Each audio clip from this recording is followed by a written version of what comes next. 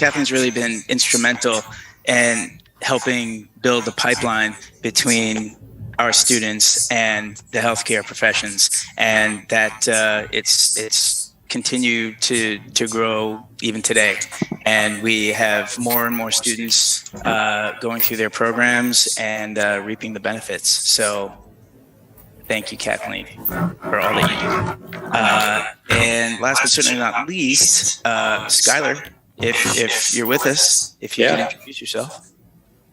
Hello, I'm Skylar. I'm an electrical engineer. In February, I switched jobs to a company called Heliogen. We're a concentrated solar thermal startup, and I kind of feel like I've been training for the last 20 years for this job. And so it's pretty exciting. And I know I mentioned this to David, but hoping to maybe get some of your students out there this year, maybe in the spring, to our test facility in Lancaster, because it's really inspiring to see. So glad to be here. I've already forwarded your offer to our science department, and all of it said yes. So we're all really excited for you. And Skylar's been involved with us for years as well. And I think the connection started on like a hike or a camping trip, right? Yeah. It started with the Sierra Club program, ICO. Yeah. Which I unfortunately have kind of I stopped being involved with a little bit during the pandemic and haven't really picked back up in, but at some point I'll do that too. Yeah, awesome.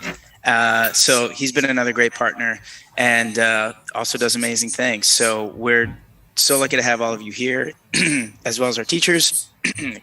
And at this point, it gives me great pleasure to introduce our principal, Esther Debagian, to talk with you all and give you some additional background information on our school. Thank you so much, David. It's really wonderful to see all of our awesome partners back with us and joining us, and our alumni, Patricio, yay, and Kathy. Thank you, everyone, for being here. I'm going to do a really quick sort of look back and then look now and look forward, just so that you can get a sense of where STEM Academy is at. David, can you refresh? I added like one more thing, if that's okay. You're like, no, it's not. It's going to reload the whole thing and like set us back. No. All right, sweet, thank you. So I want to first start, like I said, with a look back. So you're in review for last year, 2020-21. So that was the first year we were fully in person in terms of instruction since the pandemic had begun. And we were coping with a lot of different things. We were doing weekly COVID testing. We were actively doing close contact tracing on site with very little or zero or negative support from the district. And our professional development with our teachers was actually still remote. And these three things did lots of different things for us. On the left-hand side, you can see some of the ways where being back in person really like bolstered certain aspects of being at school. So we saw our pass rates in A through G classes go up. We saw our grad rate, like it pretty much held steady. It wasn't necessarily an increase. It was like a 0.3% increase. Our SBAC English scores went up. Our college enrollment went up for our graduating seniors. And we also got a chance to expand our mentoring opportunities through a couple of new partners, and also an expansion of our partnership with Kaiser. So it was, we definitely saw some benefits to being here. On the other end of things, there were some unavoidable drawbacks to operating in person while coming back from a fully remote environment and trying to manage the pandemic on site. Our student attendance, while high, 91%, did dip. It went from like 95 from the previous year to 91. That's not like a huge dip, but it was a direct result, obviously, of students not being here because they were sick.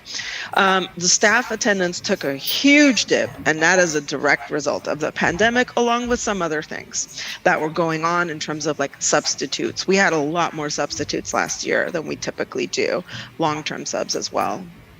Our SBAC math scores really took a hit. I think the difficulty of pandemic instruction coupled with not testing for a year, those standardized tests are very reliant on sort of this rote practicing, not for content knowledge necessarily, but just for familiarity's sake, because standardized tests don't look like necessarily the instruction or the testing or the assessments that we do in the classroom. So we really felt that hit right there. And then we had a huge decrease in our students' ability to have healthy social interactions. So we saw a lot more fights last year. We saw both physical and verbal. We saw a lot of discipline issues around behavior in the classroom, students not really being comfortable or being quick to anger. And again, we know social emotionally how being remote all the time and not having social interactions can definitely interfere with not just teenagers or children's ability to interact in the world, but everyone's, adults as well. So that's a little bit about the year in review for last year. Before I jump into what's going on this year and what goals we have, I want to sort of open it up to any questions anyone might have or any comments that they want to give. I have a question, Esther, and that's two things. Is this a public high school? And if so, what are your routes of entry? Can anyone attend? Yes, we're a public high school, and our primary route of entry is our local middle school. So we have a really great middle school across the street, LeCompte Middle School. And those students are what we call are in a zone of choice. So when they are in 8th grade, they get to choose technically between any school they want, but their immediate choices when they go online are STEM Academy or Bernstein High School. Those are their two choices. If their parents want to take them to a school outside of this area, they can do that. It's just then up to that individual school. I would say about 80% of our students come from LeCompte. The remaining 20% come from all over the neighborhood. We have and some are a little further away. We have certain middle schools that like to send their students to us because of an alignment in course sequences or career pathway themes. For example, Yoka has like a robust like medical and engineering program and classes. That's Youngbook and Kim Academy Middle School. So we see a lot of their students at our high school. They're in Koreatown, so their students actually have to like get on the metro, or parents have to drop them off because we're not a magnet school, so we don't have busing. But like I said, most of our students are local, and then everyone else is, calls us to sign up. They get on a waiting list. There's no application. And if they don't demonstrate academic success, are they able to stay here, or do they need to go elsewhere? How does that work? It depends on the severity of their need. So I would say if it seems like by 11th grade they're not going to be able to graduate on time, then we will refer them to a continuation school, a community day school, which is actually right next door, where they can go through courses required for graduation at a faster rate and then make it to graduation on time. However, because of the way we've structured our bus schedule and the support pieces we have in place, all of our teachers provide tutoring. There's a lot of redundancy in our system. So that's really a last resort. So between all the support systems we have in summer school, a student should be able to get back on track and graduate with us. We make it very difficult to fail at STEM. We do. We have mastery-based grading and learning. So the students are asked to show us mastery in multiple ways. And if they're not failing to show that mastery, they're provided various types of supports in order to get there. So it's hard work on your part. It is, but thank you for those, Jennifer. Okay, next slide, David, please. So far this year, we're continuing our trend of high pass rates in A through G courses. So last year, this time, 85% of our students were passing every single A through G course. A through G courses are the courses required for graduation. And this year, it's 86. It's a slight increase, but it's an increase nonetheless. And both of those numbers are 10-year record highs.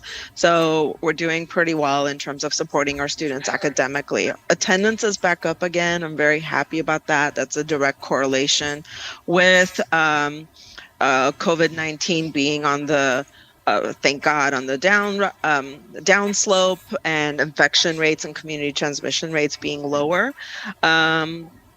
We have much more healthy social interactions. We have not had fights this year, thank goodness. I know I could not make that statement last time this year, and that was very different for STEM. We were not the type of school where we saw those things, so it was very, very shocking. We have fewer discipline issues in general in the classroom this year. So the social interactions of students seem to be going back to normal, and the culture of the school seems to be returning. The biggest issue this year has been drugs and addiction.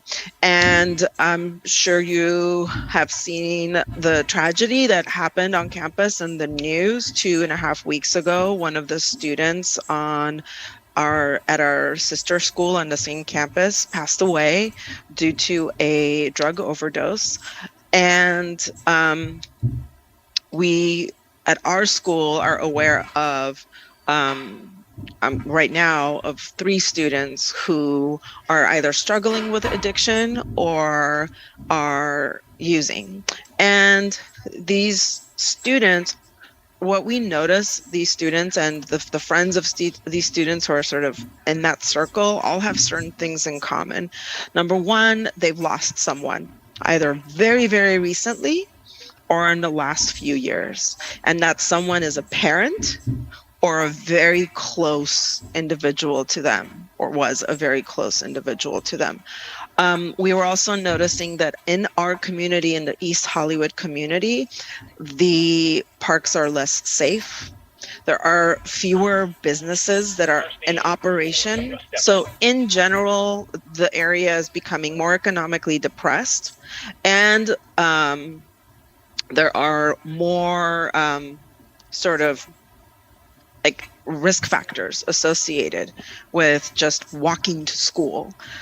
So I, just with my own background as like a science teacher and all that, I'm definitely drawing a very strong connection between those two things. I don't think it's a coincidence that my 3 kids that are taking Percocet have lost a parent in the last, few years or very recently. That's, so we're dealing with these the best way we can. And I'm happy to answer questions around that. But our big goals for the year are WASC, that's our accreditation that makes our diplomas valid. All high schools have to go through them, as do colleges. Our second big goal is SEL, social emotional learning. We have several grants and initiatives in place, both for teachers and students. In order to, we've always done social emotional learning, and we really focused on that last year, but we're going to continue to focus on it this year and hit the pedal to the metal sort of and really go deep. And then the last goal is using data from various sources, whether that's tests, whether that's the actual PBLs themselves, whether it's our senior defense. So using this data or the formative assessments teachers are giving in order to inform what we're doing with our projects, what we're doing with classroom instruction, what we're doing with school-wide instructional rounds. And that last piece, I think, hopefully will address some of the standardized testing struggles that we're experiencing, so that we can unfortunately kind of like add that back in. I say unfortunately because it does sort of put this undue pressure on teachers and students. So it's a interesting and challenging thing to navigate. And that is it. So questions around, just so far this year, or our goals? I had a quick. Sorry, I didn't know. I should have raised my hand. Yeah, I had like a quick question regarding like the issue with drugs and addiction, like kind of like even at the district level. Do you know if the district has done anything for like naloxone training for staff or anything like that, especially like in regards to the news? So very recently, as recently as a week ago, the superintendent reversed his policy with regards to naloxone. So prior to that, as LASD employees, we were not allowed to carry or administer naloxone. So now that has been reversed. I have not yet received any direction from the district about when the training is going to be, or when these magical naloxone drugs are going to arrive. So when the tragedy first occurred, STEM Academy just took it upon itself to make resources available to all of our staff where they could go and get free naloxone and free training. And many teachers did that. And I sort of like went, I don't know anything, I don't see or hear anything. And that's what happened. And now that can all be above board. So we're going to continue those efforts. My hope is not to just train the teachers and the staff, but also to train our students, or at least provide resources where the students can get training if LASD tells me I can't do that on campus. Work with our partners. We have some really great partners at CHLA who have been very hands-on with regards to the fentanyl training, and they're coming on October 4th. Well, they're Zooming in on October 4th to talk to our students directly, all of our students, all 600 of our students, about fentanyl testing strips, about naloxone, about all of those things. So, and just harm reduction programs and things like that. Awesome, it's great to hear. Yeah.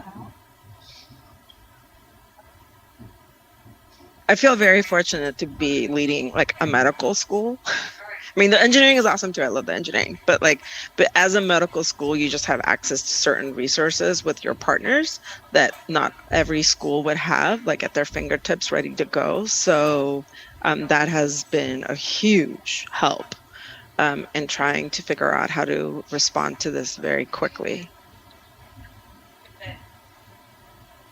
Any other questions? We're good. All right. Thank you, everyone. If something else comes up, please let me know. Thank you, Mr. Bagian, our fearless leader, who has certainly had to be that over the past several years, for sure. And as mentioned, the naloxone Narcan treatment and training, I mean, it's essentially akin to CPR as sort of general basic life-saving skills that, given the opioid epidemic nationwide, we pretty much all should have. So we are addressing that ourselves, which is good and what we need to do.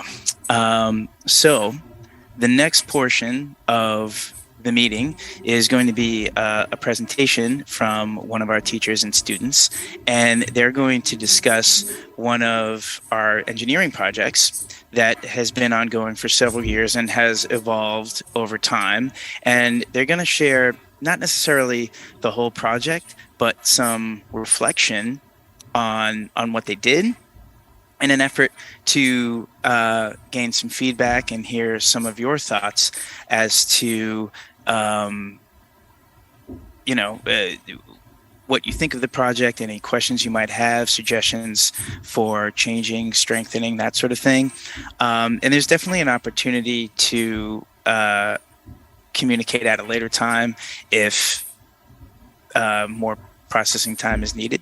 But without further ado, I would like to introduce Ms. Postma, our digital design teacher, and Anthony Ragasa, one of our senior engineering students, who will be joining us as they present a project from actually Anthony's 9th grade on reverse engineering. So, Ms. Postma, when you're ready, take it away. Okay, so let me actually unveil the background. Hi, I'm Ms. Postma. I teach digital imaging pretty much extensively to our 9th grade students. This is Anthony. His camera is not working, so he's gonna use his to speak, but he'll be visible here. And I'm actually gonna have Anthony start by explaining what the reverse engineering project is. Now we're going back couple years here because the last 2 years due to COVID, we had done really virtual projects. And this year, definitely we want the kids to be more hands-on and working that way.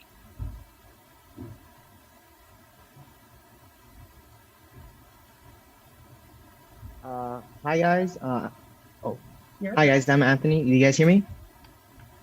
Okay.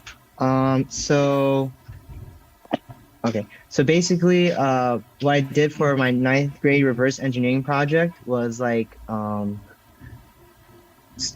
at something that we wanted to change, like some problem we wanted to solve, and then we looked at other designs that were trying to solve it, and we did like reverse engineer it. So we looked at other products and analyze what they were doing right and what we wanted to improve on them.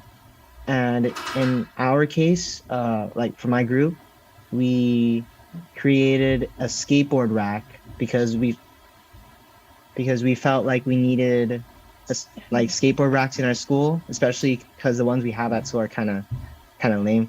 And that was because like we had a person who skates in our team. And I think our group project was named Skate Furniture. Yeah. And during the project, we like tried to. I can go over the project components. Okay. During the project, we collaborated a lot, and it was pretty fun, like trying to reverse engineer and create our own design for a skateboard rack. Yeah.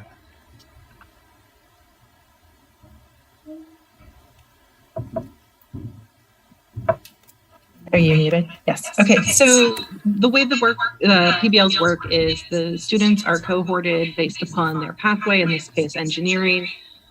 Teams for this one, I think, were actually derived in my classroom. They're not always together throughout all the classes, but they have components in all of their classes. So in bio, they did biomimicry, I think, this year. Engineering, they do a lot of the design work. So Tinkercad, SketchUp. PBL is a project-based learning. So it's an interdisciplinary project that we do. Usually takes a couple weeks. One in the spring, one in the fall. Or the opposite, one in the fall, one in the spring. And English, they usually are reading something that relates to what they're doing. This year it was plagiarism and ethics. And then in my class, they did the branding for their projects. So slides, sir.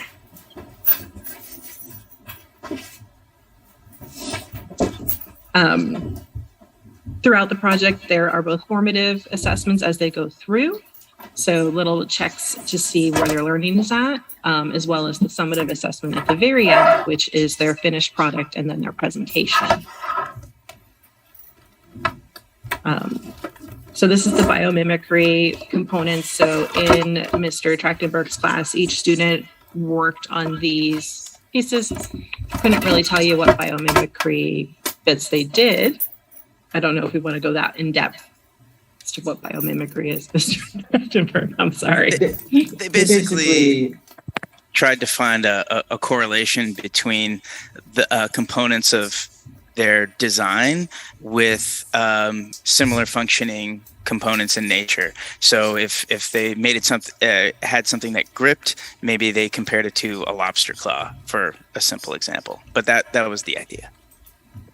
Thank you. Next one's math, I think. Oh, engineering. So this is where they did a lot of the building and designing of their components. So they came up with the design brief first, explaining what their product was going to be. Looked at Tinkercad that year. I think we're using SketchUp this year. The programs are shifting. Maybe Blender, that's right. And then, as the industry changes, so do the products that we use. Students then took apart pieces to figure out what worked and what didn't work. In English, based upon whatever book they were reading that year, and I'm sorry, I can't remember last year. I honestly can't remember last year's either. I'm sorry. It's been a while. Was it The Hate You Gave? Was it The Hate You Gave last year? This year they're reading With the Fire on High, which is a really cool book if you haven't read it yet. So students write about ethical behavior, and they also created a design that shows a little bit about who they are in that class.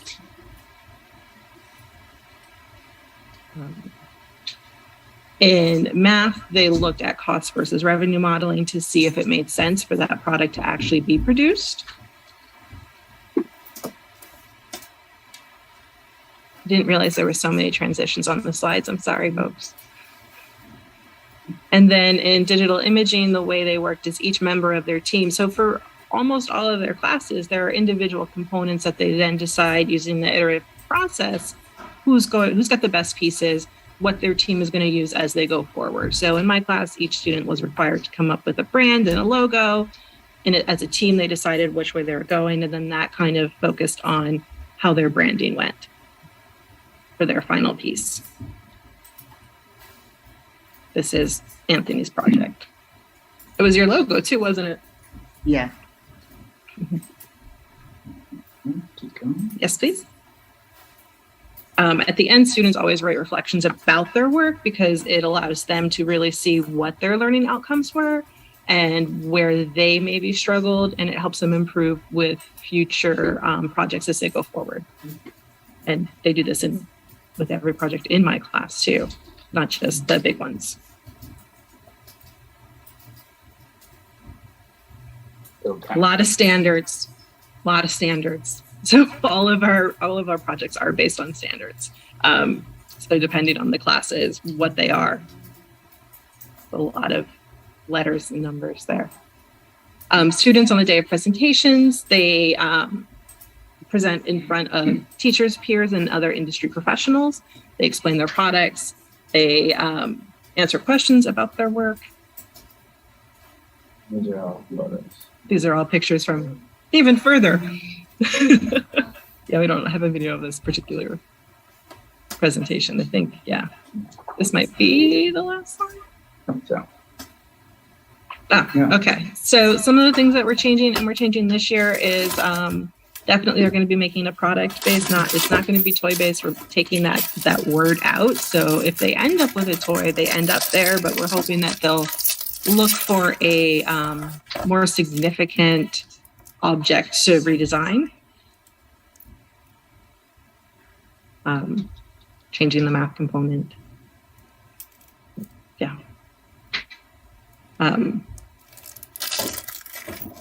Yes, so hoping students will be able to actually manufacture their pieces, or at least a, my brain just dropped that word, an example piece. What is that called? A prototype? Prototype, thank you. Still morning. So hopefully they develop a prototype using 3D printers or laser printers, or we have a lot of really cool things at school that students can use to actually create their pieces. With Anthony's project, a lot of the students made stickers too to give out to people as they're reviewing their presentations as part of the branding. I feel like, so Anthony, I'm going to tag you in for a really brief second. What do you think was the most, you learned the most, and what was the most challenging part of that project? if you can go back that far. What I like learned from like the project was that like the design process, especially for engineering, is like a lot of work and it has a lot of steps to it. But ultimately, it's towards making something that's far better than what you expected. And that was the same for me because I was just expecting to make like was it like a simple skateboard rack, but we ended up making one with like a space for tools and like a casing to protect the skateboards, which was really cool. And something that I felt was like a challenge was maybe trying to work with others and trying to balance between others' ideas and my own. But honestly, like it felt great doing that, like seeing how other people have ideas because it made our project so much better.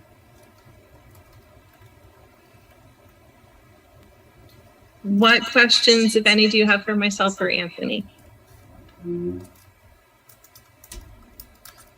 Hi, Anthony, I have a question for you. Can you tell me what you learned specifically from interacting with the other students in terms of your ability to work with and collaborate with your peers? And also, what might be some examples of how you might use reverse engineering in the future? Oh, okay. Thank you. As for like, wait, what was the first question again? Collaboration. Oh, collaboration.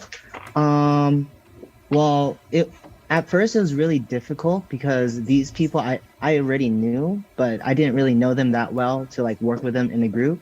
So it was definitely like going into water. Like I didn't know how to work with them yet. But after like a few weeks we were working with them because it was a pretty long project. I got to understand how they worked and what they preferred in the project, and I worked with them towards like working with that. And as for the second question, what were the applications or like? Well, I want to be an engineer in the future, so I feel like learning about the design process with the reverse engineering was very informative, and it was like a new feeling to have to go through that process.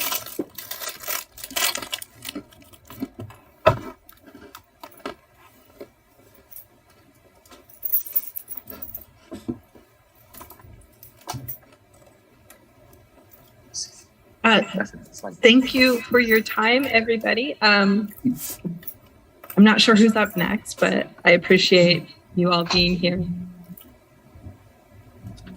Thank you, Ms. Postma. Thank you, Anthony. Bye, Ms. Bagian. If anyone has additional questions, if they come to mind, please put them in the chat, or if they come to mind tomorrow, feel free to email me at any time. Suggestions too. So up next, we have a medical pathway project from, I believe, our 10th grade medical team, and we have one of our newer teachers, Miss Escalero, and two wonderful students, Damien and Marley, presenting on that. So let me get back to sharing my screen. I had to do a brief refresh. So here we are, Miss Escalero, Damien, Marley, are we ready? Hi, everyone. My name is Diana Escalero. I teach geometry and algebra 2 at STEM. And last year, our spring PBL for our medical pathway was on should LAUSD ban contact sports. So I think I'm going to let the kids talk about their experience going through the project themselves in their pathway class. So Damien, I think you said you were going to go first.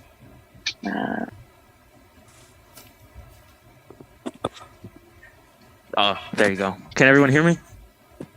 Okay, yeah. Hi, I'm Damien, and it originally started in our biomedical class. We were told we were going to be doing the PBL. We just didn't know what on until we learned, and we were told it was going to be on if LAUSD should ban contact sports. And our groups, we weren't able to choose our groups. We were like made to work with whoever we had in our biomedical class, which in the end, it's a good thing because, you know, it allowed us to work with people we may not have necessarily learned, and it allowed us to, you know, get more people skills. But it started with of course, the question of, should they ban contact sports, and like, why should they? We'd have to argue our points and have to argue what we believe was right and what we believe was wrong, whatever side we were assigned.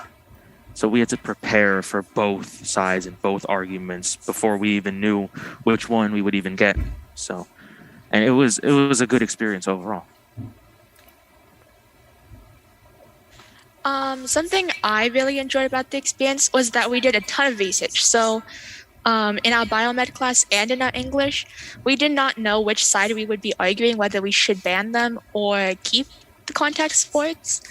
And so it was a lot of research, you know, we had to prepare for anything. And I thought it was a really good skill to learn because that's definitely going to be helpful in the future.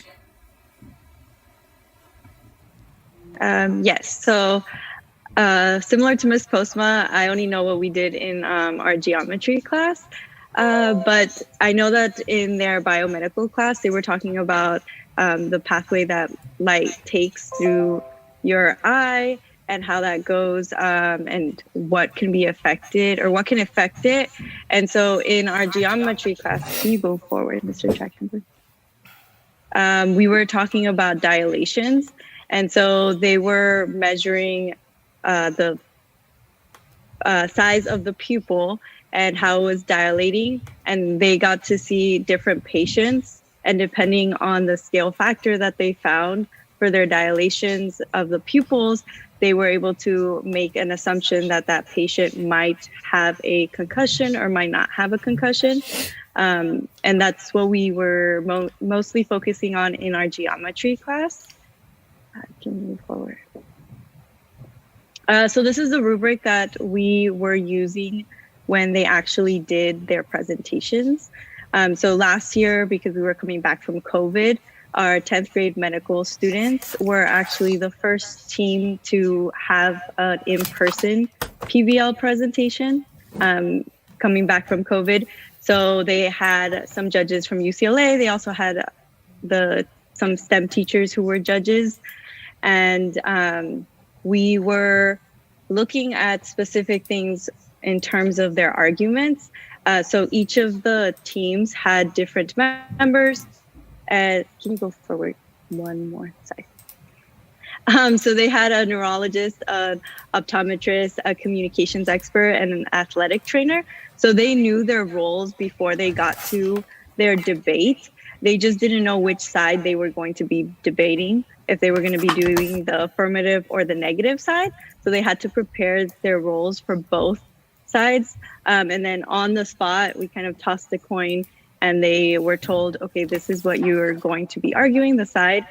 And they got about 2 minutes to kind of discuss with their teams. And then we started our debate. I think something that we noticed while they were going through their debate was just the kids seemed very nervous. So I think it was, like I said before, it was the first time that they were doing an in-person PBL for the 10th graders because they did virtual their freshman year. So they hadn't had an opportunity to actually be in person for a PBL. But I do feel like they were able to articulate what they needed to say for their position, whether they were affirmative or negative. Something that our team was talking about, just kind of moving forward in our PBL planning, was maybe making sure that we meet a little bit more as teachers to plan, because we didn't really quite know where the other teachers in our group were at in terms of what they were talking about in their class. So it made it a little bit more difficult to do our individual parts in our classes, because it was like when I was doing my part in my class, I have one of my sisters, she's in medical school, and so she helped me with the research on how light goes through and I was able to kind of create my lesson around the information that she was giving me. But when I started my part, they hadn't yet quite gotten to talking about that in their biomedical class. So it was kind of disconnected. So I think this time around, for our current PBL, we're trying to make sure that we meet a little bit more often and just kind of discuss more about what's happening in our classes so that the students get a clear instructions of what is expected from them. And I think that will help when we ask them to do their debates, just so that it's not so messy. I don't know if you all have any questions. There's actually one in the chat from Jennifer. Her question is, was the research question specifically focused on brain injury, or did the students consider other aspects of contact sports with potentially serious sequelae? So we did consider other aspects, but we had a focus on brain injury because that is what we were learning about in our biomed class. And so, we take whatever we're learning in each class and bring that into the project. So we did have a focus on brain injury, but within our debate, there were other aspects as well.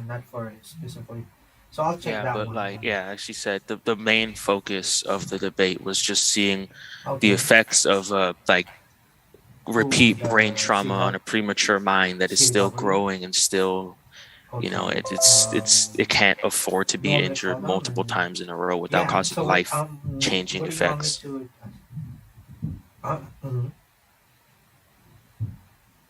Well put. Yes, Patrick, go ahead. Yeah, I definitely want to say this is really cool stuff, you guys. Like, to the students, this is like stuff that like medical students learn and like doctors learn like in their training. So my question is, can you tell me a little bit about like your confidence and how that changed in being able to like learn and deliver really advanced material like this from the beginning of the project to the end of the project? So kind of like just how you felt in your ability to do this. Well, in the beginning, I was very nervous. I was always I was scared of presenting and stuff like that. But doing this debate, it made me realize that I'm actually better at it than I thought I was. When I'm able to pretend that I'm confident when I'm not actually confident, I'm able to go up there and really speak my mind. And I was in my team, I was like the person that went last, and it was my responsibility to like be the rebuttal for the debate and make our argument look strong while dismantling the other person's argument. And I was able to do that without, I was able to do it so confidently that they genuinely they thought I was telling the truth, and I was telling the truth. My argument came out just amazing, and that really made me more confident in myself, and it made me really know what I'm capable of doing. That in the future, when there's times where people may disagree with me, when I really truly believe in something, that I can stand up for myself and show that what I believe is true.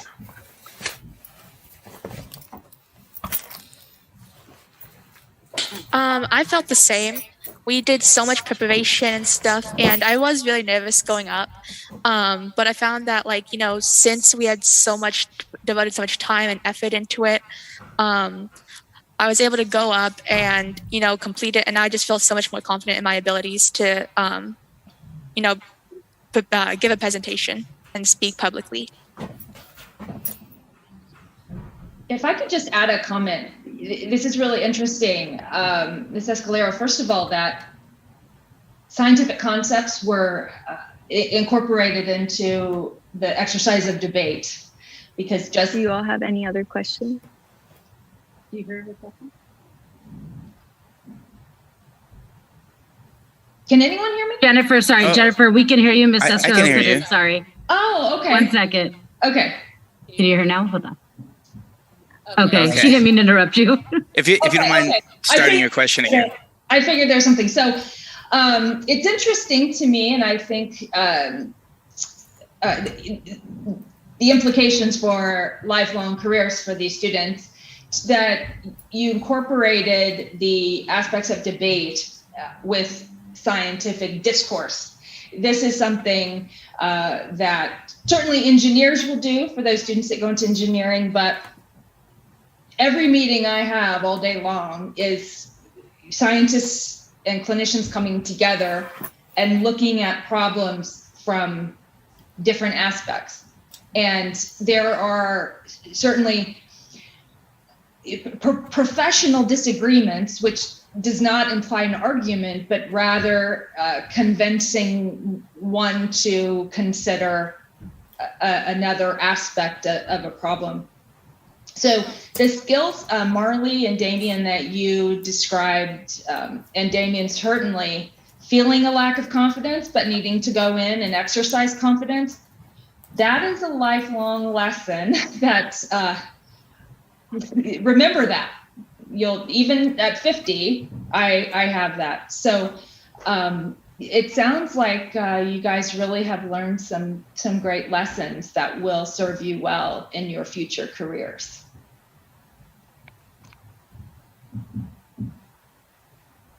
I was gonna say, I think they definitely will. Skills like this, like it's stuck with me so far. It's stuck with me since then, and I feel like it will stick with me for a while. It's, when you do something that really makes you feel good like that, it's gonna stick with you, and I'm gonna be able to use this in the future, like even, like especially in the field of medicine, where we heard a story about this woman who purposely had a person, like a statistician, just to disagree with her to prove she was correct. She would find solutions to her own incorrectness to actually be correct, and of course, using that skill, we'll be able to just further the field of medicine in a way, if you get me.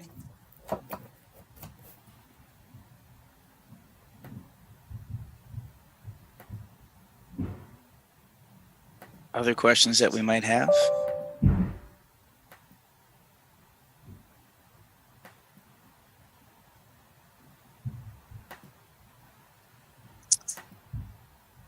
Well, all right. Again, if any come to mind, please put them in the chat. Feel free to email me later. That'll work as well. So thank you to Marley and Damien for sharing their experiences and some of their pretty incredible takeaways. Ms. Escalero, thank you for sharing the project and all that you have done as well.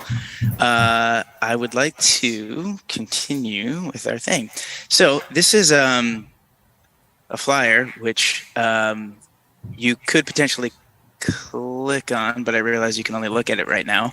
But we have some upcoming events that we'd love to invite you all to be involved with. And on the agenda that I sent you, there's actually a link to the sign-up form that sentence, click here to fill out the sign-up form, would bring you to anyway. But just to tell you briefly, so both the project that Ms. Escalero, Damien, and Marley talked about, and the one that Anthony and Ms. Postma spoke about, those are two of our larger project-based learning interdisciplinary projects, meaning they span multiple courses. We do smaller projects as well, but those particular projects, we take time during our professional development meetings to work on, reflect upon, change. And there's opportunity for you to come to those meetings, either virtually or in person, to offer any feedback, suggestions, just see the process for yourself as those meetings occur. And I can put a link to the form that you would fill out to sign up for any of these in the chat. And again, the agenda that I sent out last night has the link in it as well. But just so you have it, that takes you to this form, and so you can sign up for either date, both dates. They both occur on a Thursday, and you can sit in on those meetings and contribute any suggestions, questions you may have. We also have the culmination of some of our fall projects, much like the ones that were presented, where you get to see the finished product, the debate, the project presentation, the poster talk, etc., and evaluate the student work. So we've done that in the past, where we brought in professionals to evaluate the finished product. We haven't done so much to bring them in the interim to give feedback on the development side, or even while the students are working on them, to give suggestions in the classroom, which we'd love to have as well. Moving down the list, I will share the flyer. Since you asked, let me see if I can attach it here. One moment, please, while I do that. All right. What happened? Oh, yes. Well, I have a toddler at home, and that's what we're taught to do. So it's there in the chat. It's a PDF. Hopefully, you can access it along with the link. So we also have coming up our STEM Fest, which is an outdoor event. Takes place in the Quad. Patrick, sadly, you are before its time. Its first year was last year, and we didn't know how it would go, and it was a blast. It really was. It was something that I think we all didn't know we needed, but actually needed. And students set up different booths throughout the Quad, featuring different STEM-based activities and events. We had a couple other vendors show up with material as well. This year we have even more. We have a table from the Kaiser Permanente School of Medicine. We have a table being manned by representatives from Amgen Biotech, and a number of others as well. So really looking forward to that. And you're all invited to come to the event as spectators, guests. You can also, if you have an idea for your own booth or table that you'd like to run, we're open to that as well. Oh, yes, Jennifer, thank you so much for coming. And we'll be in touch, I hope. And then lastly, this is coming up in the new year, 2023. We have our annual career day, where we bring in upwards of 20 different professionals to talk about their careers and how they got there. So we're always on the lookout for speakers for that. And reach out to your networks if you know of people who'd like to be involved. So as mentioned, the flyer that I shared leads you to this, and there's a lot to sign up for. That none of it is required. You can scroll through things and pretty much leave most things blank until you find something that you're interested in. So don't feel obligated that you have to sign up for everything. Pick and choose if you're available. If there's no time that really works with your schedule, reach out to me. Let me know how you'd like to be involved, and we'll find a way to make it work. Because as we said, it's your involvement, it's your expertise, it's our connection that keeps what we do up to date, adds validation to what we do, keeps our curriculum current. And we need your help to make sure that how we think we're preparing our students is what they actually need to succeed. Oh, there it is. Timed it right. So that's our presentation, and that's the bulk of our meeting. I'm gonna leave things open for the moment in case there are additional questions. But I want to thank you all again for sharing your time out of your busy schedules. To our students as well, to our teachers as well. We've all got a lot going on, but this is important work, and it doesn't happen without our intentional contributions. So thank you again. I'm here for any additional questions, comments, concerns, and we'll be sending out a follow-up as well. So thank you all again. Thank you. And I want to say thank you as well. I didn't get to talk much, but we really appreciate you guys. Thank you. Everyone have a great weekend. Thank you as well. Bye. Thank you. Thank you all. Bye, Patrick. Be good. Bye, Patrick, Skylar. Bye, Paula. Thank you, Kathleen. Skylar. Really got to bring in like the intro and outro music. Makes things better. And then there were 3. All right. Hello, world. This is Mr. Trachtenberg signing out.